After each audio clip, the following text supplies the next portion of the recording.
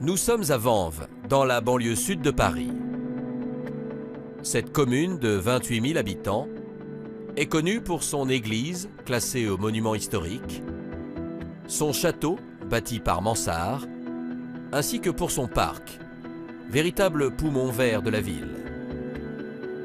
C'est une petite ville paisible de la banlieue parisienne, commune qui est d'ailleurs limitrophe à Paris, où il fait bon vivre. C'est familial, il y a des retraités, des étudiants. Mais le samedi 8 février 2014, au petit matin, cette quiétude va être soudainement bouleversée. Dans le quartier du Plateau, au 5e étage d'un bâtiment, un incendie se déclare. Il y a des fumées, en fait, qui commencent à se dégager vers 5-6 heures du matin de l'appartement et qui alertent les voisins. Je me réveille parce que je sens une sorte d'odeur. Donc je vais dans ma cuisine, je regarde si la plaque chauffante est éteinte et elle est éteinte. Donc je me recouche et je me réveille quand même vers 6 heures ou 7 heures. Et cette odeur persiste. Et c'est là que j'ouvre mon balcon et après j'appelle les pompiers. Un quart d'heure plus tard, les hommes du feu sont devant l'appartement où l'incendie fait rage. Quand les pompiers arrivent sur les lieux, ils se heurtent à une porte qui est fermée. Ils la forcent. Et là, ils vont être saisis par une fumée noire extrêmement épaisse, intense, et surtout, il va y avoir une explosion parce que l'ouverture de la porte va entraîner l'explosion de la baie vitrée. Les pompiers investissent malgré tout le studio et luttent contre les flammes. Et arrivés dans les lieux, ils découvrent un corps recroquevillé, positionné à côté d'une baie vitrée. Alors, qui est la victime? Comment cet incendie s'est-il déclenché? S'agit-il d'un accident domestique ou d'un incendie criminel?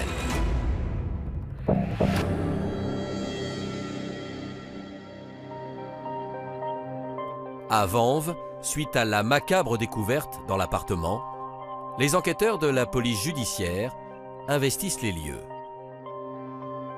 Ce qui les frappe en arrivant, c'est qu'il y a une ceinture qui est positionnée à proximité immédiate du corps. Ils recherchent également ses effets personnels et ne retrouvent ni téléphone portable, ni clé, ce qui va les surprendre. Face à cette situation déconcertante, les hommes de la police scientifique interviennent à leur tour. Le laboratoire de la préfecture de police de Paris intervient sur les lieux pour pouvoir aider la police judiciaire à investiguer sur ce départ de feu. Pour eux, c'est un accident domestique, plus qu'un incendie criminel. D'après les premières constatations, il s'agit d'un simple accident électrique. Pour autant, les policiers de Nanterre décident de se renseigner sur la victime, un homme de 61 ans prénommé Philibert. Et à son sujet, les habitants de l'immeuble sont unanimes. Il recevait beaucoup chez lui, il faisait beaucoup de fêtes. Il était du coup particulièrement connu pour faire du bruit. C'est de la musique toute la journée, de la musique techno-trance, aussi bien le matin que le soir. Lors de cette enquête de voisinage, les hommes de la PJ vont faire de précieuses découvertes sur la nuit du drame. Les voisins ont entendu du bruit, ont entendu des voix dans cet appartement et ils ont entendu du bruit une grande partie de la nuit, entre 2h et 5h du matin, si bien qu'il est absolument certain que la victime n'était pas seule, en tout cas jusqu'à 5h du matin. L'un des voisins de Philibert va aller encore plus loin dans ses déclarations.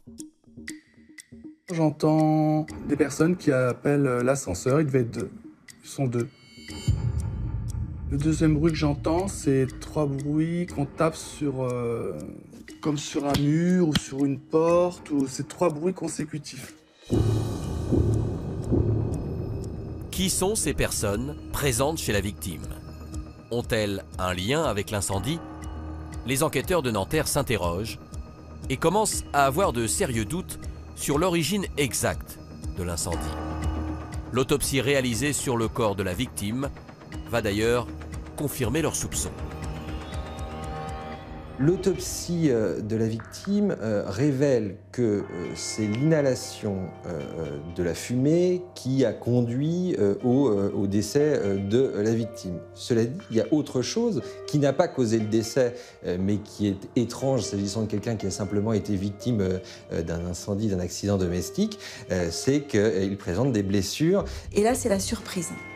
Parce que, outre les fragments de vitres qui sont fichés dans les cuisses de Philibert, il y a une fracture de l'os hyoïde qui est une trace de strangulation. La victime a donc été étranglée. Fort de cette information, les policiers procèdent immédiatement à une enquête de personnalité. Philibert, c'est un peu un marginal. C'est un homme de 61 ans qui n'a pas la vie d'un homme de 61 ans, parce que finalement il a la vie d'un homme qui a 40 ans de moins, il fréquente les rave-parties, le milieu techno, il prend des stupéfiants, il aime la compagnie des jeunes, il aime la musique. Il était un peu un éternel ado qui voulait s'amuser tout le temps et profiter sans contrainte. Figure du milieu techno parisien, l'homme jouit d'une excellente réputation. Philibert, il faut comprendre que c'est un personnage que je trouve, moi, extrêmement sympathique. C'est un gentil. C'est pas quelqu'un qui a la capacité de détecter le mal chez l'autre. Il va être dans un partage total de sa musique. Il va être dans un partage total du temps qu'il a à consacrer à des amis. C'est quelqu'un qui est très seul. Et les rave-parties, c'est sa façon à lui de lutter contre la solitude. Célibataire et sans enfant, Philibert n'a jamais travaillé. Sa vie se résume simplement à la musique et aux rave-parties. Il est considéré comme travailleur handicapé. Il a d'ailleurs une carte Cotorep 80%. 80%, c'est un taux énorme et peu de gens sont reconnus travailleurs handicapés à un tel taux. Dans l'espoir d'identifier les personnes présentes dans son appartement, la nuit du 7 au 8 février, les hommes de la PJ analysent la ligne téléphonique de Philibert. L'enquête de police sur la téléphonie va permettre d'abord de retrouver la trace du téléphone portable de Philibert qui borne après 5 h du matin sur l'autoroute A6 et donc manifestement est en possession de quelqu'un d'autre que la victime. À la recherche du mystérieux voleur, les policiers appellent tous les contacts de Philibert. Parmi eux, Marc, l'un de ses amis.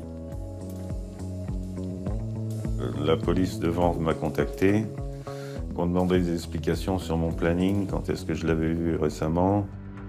Marc explique aux enquêteurs avoir vu la victime 7 jours avant sa mort. La victime était dans son état normal et ne lui avait fait part d'aucun problème. Les hommes de la PJ parviennent à joindre tous les contacts de Philibert, tous sauf un, à savoir la dernière personne à l'avoir eu au téléphone le 8 février 2014 à 2 h 35 du matin. On apprend que le dernier interlocuteur vit à Évry et que la ligne téléphonique de cette personne va être coupée en réalité une semaine après les faits. Les enquêteurs de la police judiciaire vont déterminer qui a été en contact avec cette ligne téléphonique bornant à Évry et ils vont convoquer 2 jeunes filles qui vont leur révéler l'identité du détenteur de la ligne. Alors, qui est cette personne? Les policiers parviendront-ils à la retrouver? Et était-elle présente dans l'appartement de la victime la nuit du drame?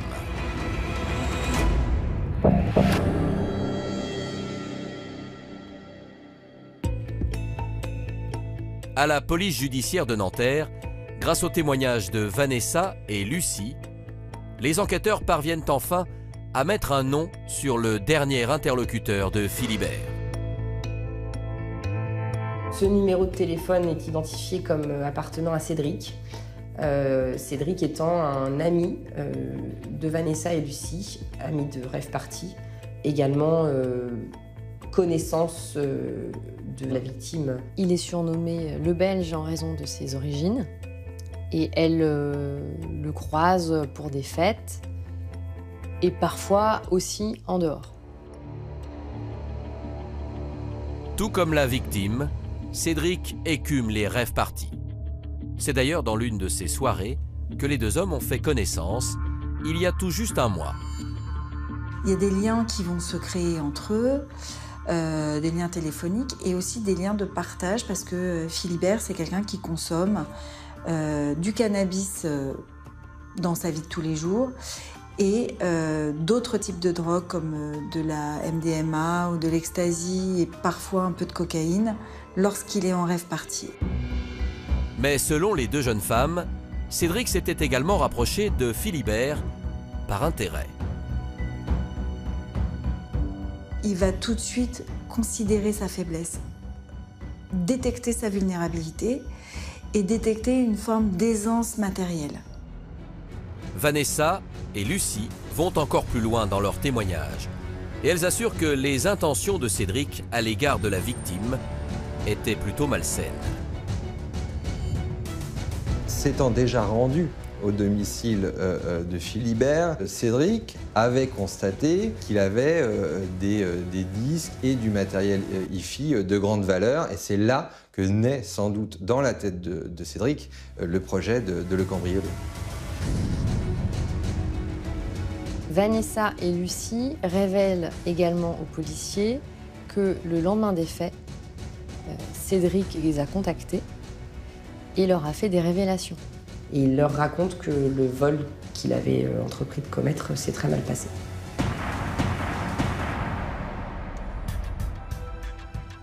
À mesure que les auditions se poursuivent, Cédric apparaît de plus en plus comme un suspect crédible dans la disparition de Philibert. Vanessa explique aux policiers que Cédric lui aurait précisé qu'il savait faire disparaître les preuves par le feu et que l'appartement de la victime contenait beaucoup de vinyle qui étaient hautement inflammables. Lucie et Vanessa indiquent également aux policiers que Cédric leur a offert des disques durs et cette exploitation des disques durs va révéler qu'ils appartiennent à la victime. À l'issue de ces dépositions, les enquêteurs estiment qu'ils ont assez d'éléments pour interpeller Cédric, d'autant plus que l'homme de 25 ans est bien connu de leur service. Les policiers découvrent que Cédric a un casier judiciaire non négligeable, de nombreuses condamnations pour des faits de vol avec violence et un fait d'incendie. Au cours de leurs recherches, les policiers apprennent que Cédric vit avec sa petite amie dans un studio à Évry. Mais sur place, ils font face à l'hostilité de leurs suspects. Ils tentent de prendre la fuite à l'arrivée des enquêteurs qui parviennent à l'interpeller. Les hommes de la PJ perquisitionnent ensuite le studio et mettent la main sur différents types de drogues. Une saisie qui correspond bien au profil de Cédric. Il parvient à nouer les deux bouts par des petites ventes de drogue qu'il propose dans des soirées, des rave parties. Et donc c'est comme ça qu'il parvient, je crois, à vivre.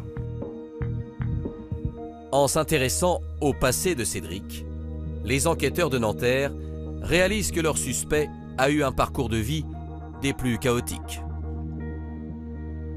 Ils découvrent que Cédric a eu une enfance particulièrement difficile.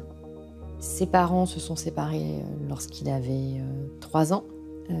Il vit alors avec sa mère.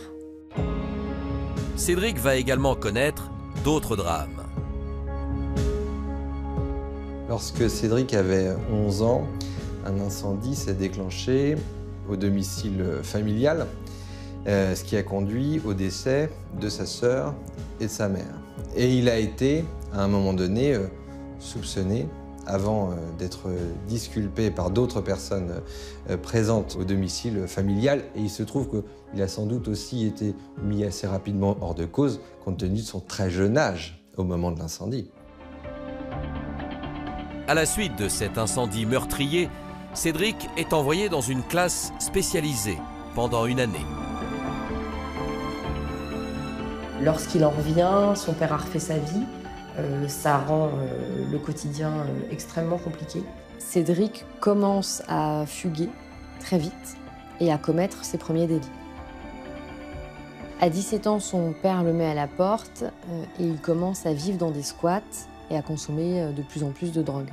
Il découvre à cette époque les rave parties, se marginalise, devient progressivement dealer et commence à faire des séjours en prison. Alors que va révéler Cédric au cours de sa garde à vue? Est-il l'auteur du meurtre de Philibert? Et d'autres personnes sont-elles impliquées?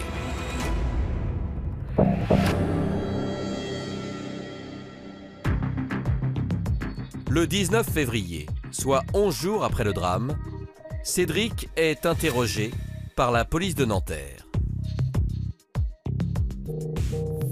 Il est très volubile. Il parle beaucoup. Il a beaucoup de choses à expliquer aux policiers. Cédric reconnaît s'être rendu chez la victime le soir des faits pour procéder à un cambriolage avec 3 autres individus. Jonas, Lucas et Marc, 3 amis et lui-même avaient pour intention de voler la victime. Cédric explique alors qu'avec ses 3 complices, ils ont imaginé un plan machiavélique pour parvenir à leur fin. Le projet, c'était de lui faire sniffer un médicament pilé en lui faisant croire que c'était de la cocaïne, ce qui devait le rendre malade ou l'endormir un petit peu pour permettre de cambrioler. D'après le suspect, le médicament n'a absolument pas eu l'effet escompté. Philibert était toujours en pleine possession de ses moyens.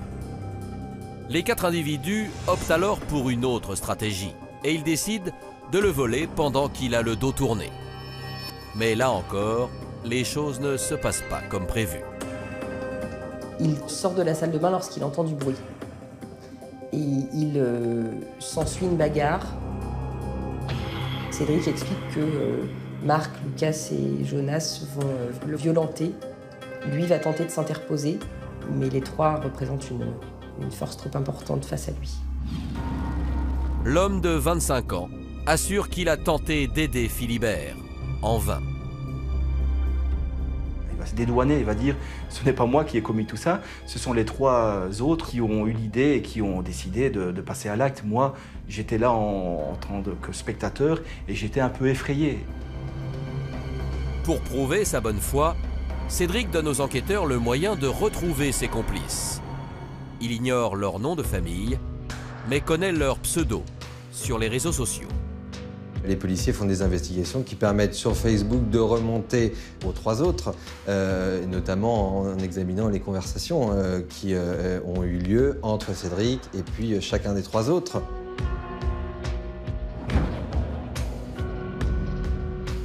Ils ont une vingtaine d'années et leurs familles se connaissent très bien.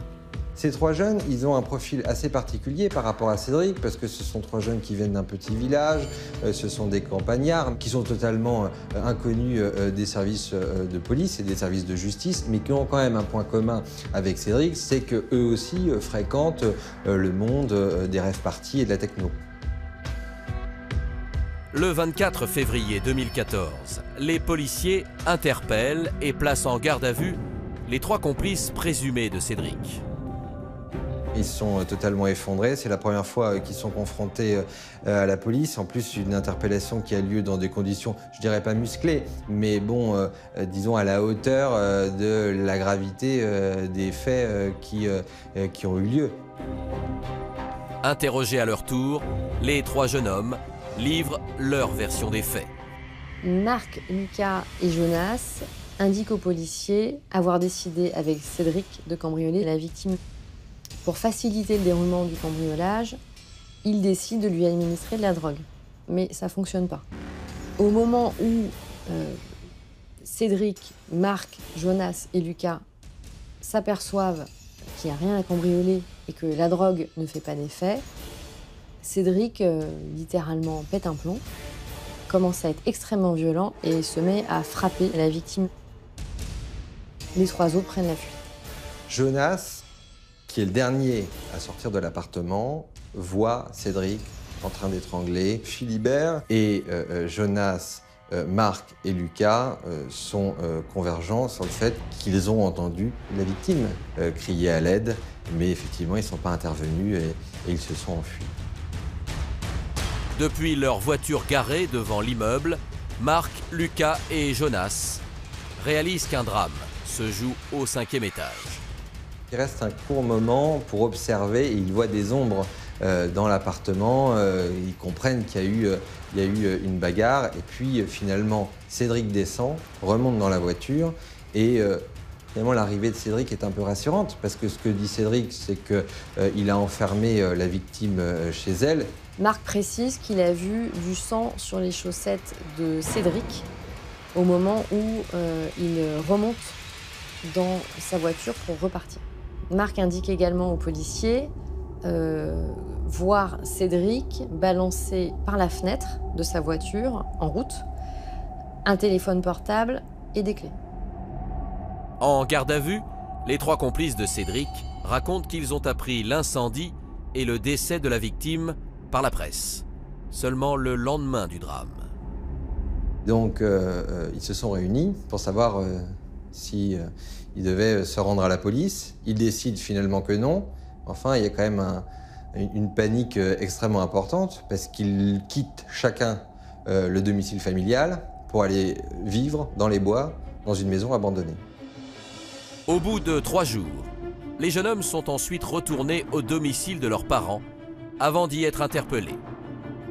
Confronté au témoignage de ses complices, Cédric s'obstine et minimise toujours son implication dans le meurtre de Philibert. Lors de sa seconde audition, il assure désormais qu'il n'est pas à l'initiative de ce cambriolage et que sur place, il a uniquement suivi les instructions de Marc. Ce soir-là, la drogue ne fait pas effet. Et Cédric explique que face à cette situation, Marc le convoque sur le balcon et qu'il lui dit qu'il va falloir détourner l'attention. Mais le cambriolage aurait dérapé et Marc aurait sorti une arme à feu. Marc se sert de son arme pour intimider. Il ne va pas s'en servir de manière effective, mais il va s'en servir pour intimider et il va s'en servir pour frapper Cédric avec lorsque Cédric explique s'être interposé. Cédric constate qu'il n'arrivera pas à les raisonner et il a peur et il s'en va. Ces nouvelles explications laissent perplexes les enquêteurs qui ne parviennent pas à savoir qui dit la vérité entre Cédric et ses 3 complices. Le 26 février, à l'issue de leur garde à vue, les 3 sont déférés devant le juge d'instruction qui les met en examen pour vol avec violence ayant entraîné la mort et destruction par incendie ayant entraîné la mort. Et ils sont tous les 3 placés en détention provisoire à la suite de Cédric qui lui était déjà en détention provisoire. Alors les hommes de la PJ parviendront-ils à démêler le vrai du faux? Quel est le rôle exact des 4 protagonistes dans cette affaire? Et surtout, qui a tué Philibert?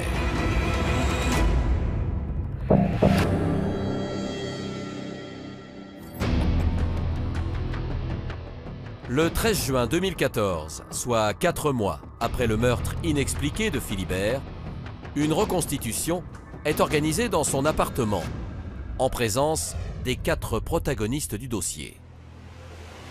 Ce qui me reste comme image de cette reconstitution, c'est qu'on a pénétré dans des lieux qui étaient en état, lavés par les flammes, et en même temps avec sur le sol comme une lave de vinyle. C'est-à-dire que le plastique avait fondu, le vinyle avait fondu, et on avait au sol, comme ça, une sorte de couche. C'était très impressionnant. Mais la reconstitution n'a pas servi à grand-chose parce que chacun est resté sur ses positions, donc 3 versions convergentes d'un côté et puis la version de Cédric de l'autre. Mais l'affaire connaît soudain un rebondissement. L'enquête piétine. Il est difficile de savoir qui dit la vérité entre les 2 versions totalement contradictoires, jusqu'au moment où Malik, un co-détenu de Cédric, indique qu'il a des révélations à faire. Cédric lui a dit avoir frappé la victime, puis l'avoir étranglée, puis attachée avant de mettre le feu à l'appartement. Malik porte de lourdes accusations et raconte même que son codétenu lui a confié une mission. Cédric souhaite rentrer en contact avec Emma, sa petite amie. Il sait que Malik a une permission de sortie. Il lui remet une lettre. Dans cette lettre, il demande à Emma de modifier sa version des faits sur le sang qu'elle a vu sur ses chaussures. Surtout, tu ne dis pas que tu as vu que j'avais des chaussettes ensanglantées. Tu oublies ça et tu charges aussi les trois jeunes que tu connais. C'est eux qui ont tout fait et moi, je n'ai rien fait. Face aux policiers de Nanterre, Malik assure qu'il n'a finalement pas donné la lettre de Cédric à sa petite amie. En dépit de cette tentative de modifier ses déclarations, Emma confirme, et donc enfonce le clou, elle confirme que le sang était bien sur les chaussettes de Cédric. Cédric est acculé de toutes parts, mais nie toujours être l'auteur de l'incendie et surtout du meurtre. Quand Cédric apprend les déclarations de Malik, il dit que c'est un menteur, qu'il ne lui a jamais fait aucune confession et encore moins de cet ordre-là. Ensuite, le juge d'instruction va le confronter au fait que les déclarations de Malik sont corroborées par d'autres éléments de l'enquête. Et là, Cédric change de version et prétend avoir raconté à Malik ce qu'auraient fait Marc, Lucas et Jonas.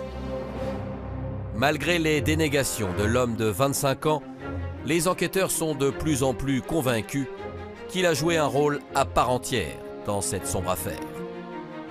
Pour départager les deux versions, il y a évidemment les éléments d'enquête, donc la version des trois d'un côté et la version de Cédric de l'autre. Puis il n'y a pas seulement ça, il y a les investigations sur la personnalité.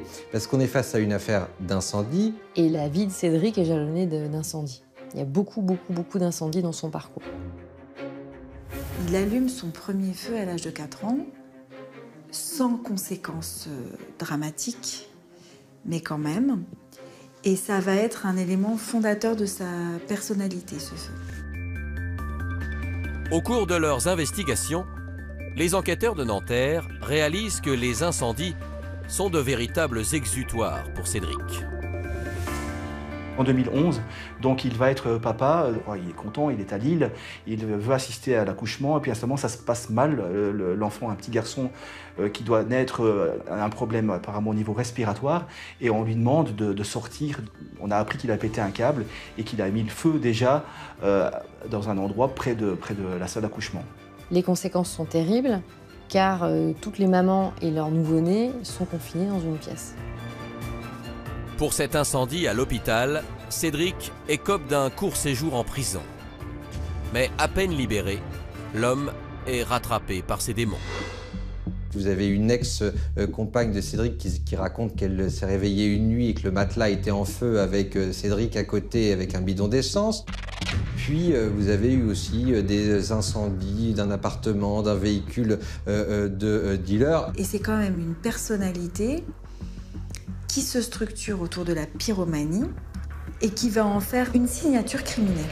C'est-à-dire que Cédric, à chaque fois qu'il va avoir un problème, la conclusion du problème sera de se débarrasser de la difficulté en la faisant disparaître par le feu. Le pyromane aurait-il alors eu une pulsion dans l'appartement de Philibert après l'échec de son cambriolage? La dernière version qui est retenue par les enquêteurs de police, c'est que les 4 individus ont eu le projet de cambrioler la victime. Et pour faciliter ce cambriolage, de lui administrer de la drogue pour qu'il soit un peu dans les vapes. Ensuite, Cédric, face à l'échec de ce cambriolage, s'est emporté, l'a violenté, les 3 autres sont partis précipitamment et pendant ce temps-là, Cédric a commencé à étrangler la victime et ensuite a mis le feu à son matelas. En enquêtant sur le parcours carcéral de Cédric, les policiers font une surprenante découverte. D'après l'enquête, Cédric a suggéré à 2 de ses codétenus de simuler une tentative de suicide par pendaison pour bénéficier d'un court séjour à l'infirmerie en leur promettant qu'il les décrocherait. Et il ne les a pas décrochés. Interrogé par le service pénitentiaire, le jeune homme jure qu'il n'a aucun lien avec la mort de ses codétenus. Cédric prétend que lui, il dormait pendant ce moment-là, ce moment terrible qui se passe dans sa cellule, qui est quand même petite. Mais quand on regarde l'heure, on voit que c'est à 8h et 9h. Donc, soit c'est quelqu'un qui va dormir très tôt, et en prison, on sait en général qu'on va dormir assez tard. Cédric n'a jamais été condamné pour ces faits, mais son profil semble très inquiétant. L'expertise psychiatrique de Cédric conclut à la psychopathie. Donc ce n'est pas une maladie mentale, ce qui veut dire qu'il reste entièrement responsable de ses actes, mais effectivement, c'est une indifférence à la souffrance physique, notamment des autres. Mais ce n'est pas tout.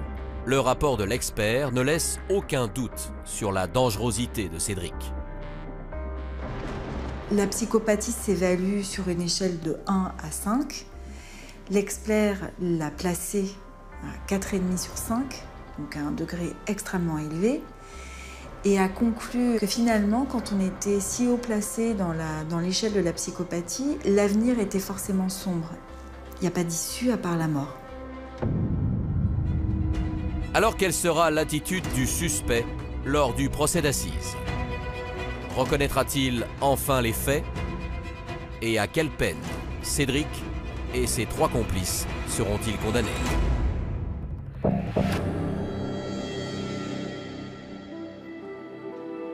Début décembre 2016, presque 2 ans après le meurtre de Philibert, s'ouvre le procès de Cédric et de ses 3 complices devant le tribunal de grande instance de Nanterre.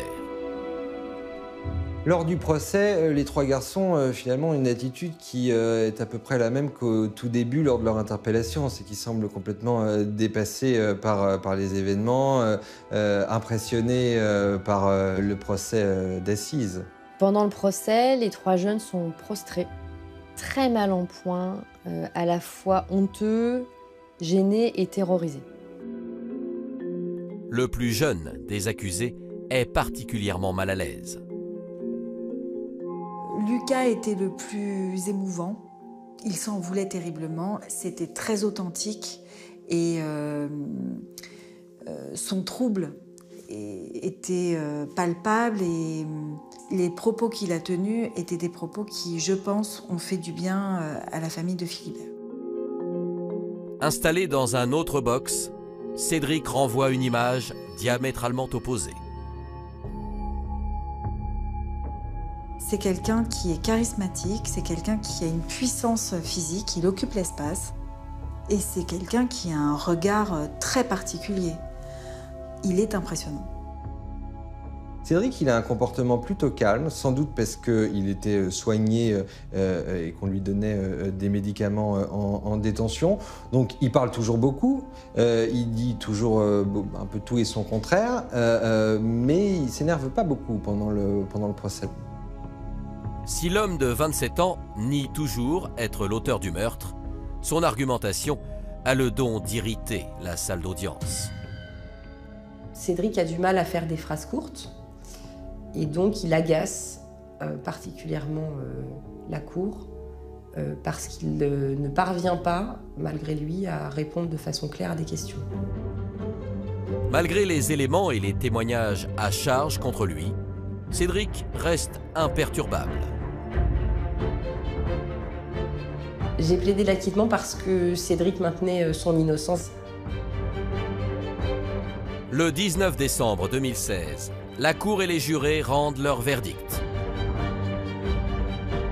Marc et Jonas sont condamnés à 15 mois de prison. Lucas à 2 années de prison. Après leur détention préventive, aucun d'eux ne retournera en cellule. Pour Cédric, c'est une autre histoire.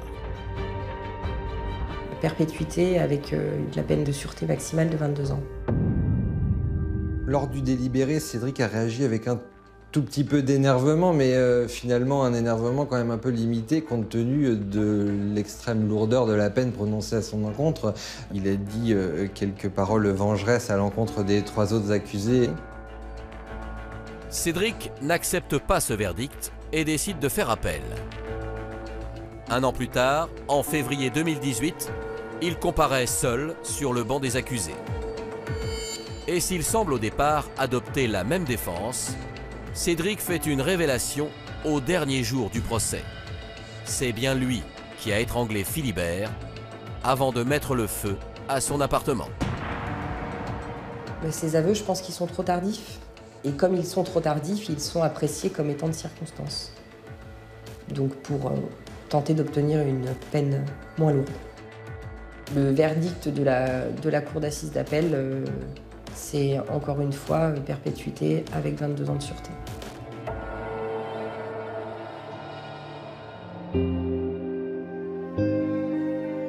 Aujourd'hui, 5 ans après la disparition de Philibert, son meurtrier ne peut espérer sortir de prison avant 2037. Il aura alors 48 ans. Le tunnel est sans fin et en même temps on se dit mais pourrait-il lui se réinsérer, pourrait-il sortir?